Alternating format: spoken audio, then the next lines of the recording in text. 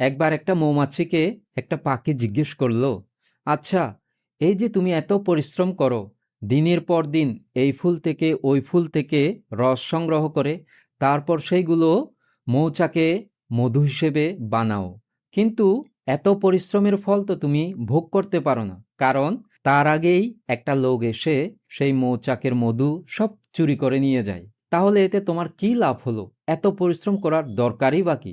তখন সেই মৌমাছিটি একটু হেসে উঠল, তারপর পাখিকে বলল, লোকটা হয়তো আমার মৌচাকের মধু চুরি করে নিয়ে গেছে, কিন্তু মধু বানানোর জন্য যে দক্ষতার প্রয়োজন, সেই দক্ষতা, সেই গুণটা তো ওই লোকটা চুরি করে নিয়ে যেতে পারেনি। এই গল্প থেকে একটা জিনিস শিখলাম, সেটা হচ্ছে নিজেকে ভ্যালুয়েবল করতে হবে, দক্ষ করতে হবে, সেটা যে কাজেই হোক।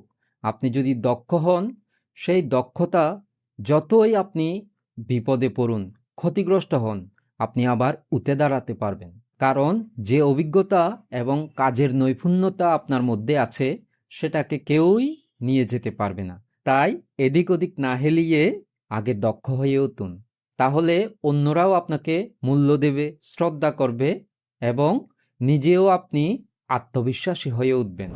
ভবতু সর্বমঙ্গলং।